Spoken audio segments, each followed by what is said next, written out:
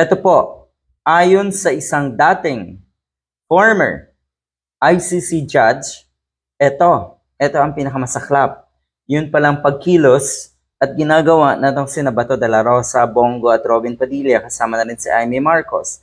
Yung kanilang mga petisyon, yung kanilang mga resolution, yung kanilang mga katulad ng ginawa ni Alan Peter Cayetano na dapat daw ay ilagay na lang sa house arrest etong si Digong. Yan din po ang gustong ipasa na resolution nga na etong si Cayetano.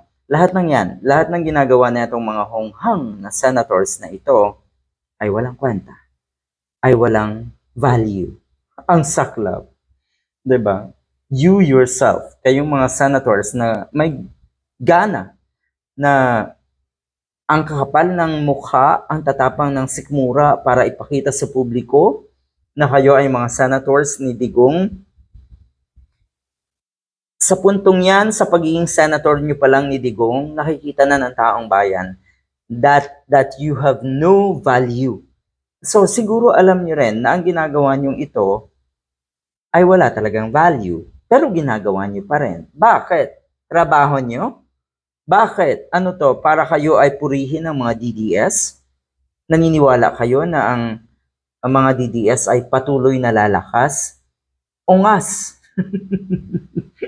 Diba? Aray, eto daw, may iiyak na naman daw dito ang mga DDS dahil wala nga daw kwenta or wala daw value yung mga nilulutong Senate resolutions calling for Duterte's interim release, kasama na rin yung house arrest by the DDS senators. Mantakin nyo, yung matawag kayo na DDS senators, kadiri.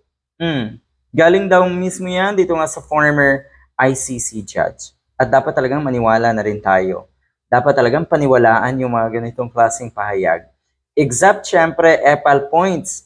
Itong ginagawang ito ng mga katulad nga ni Alan Peter Cayetano na mukhang sumisip-sip daw sa mga DDS at kay Sara Duterte. EPAL points ang habol ninyo.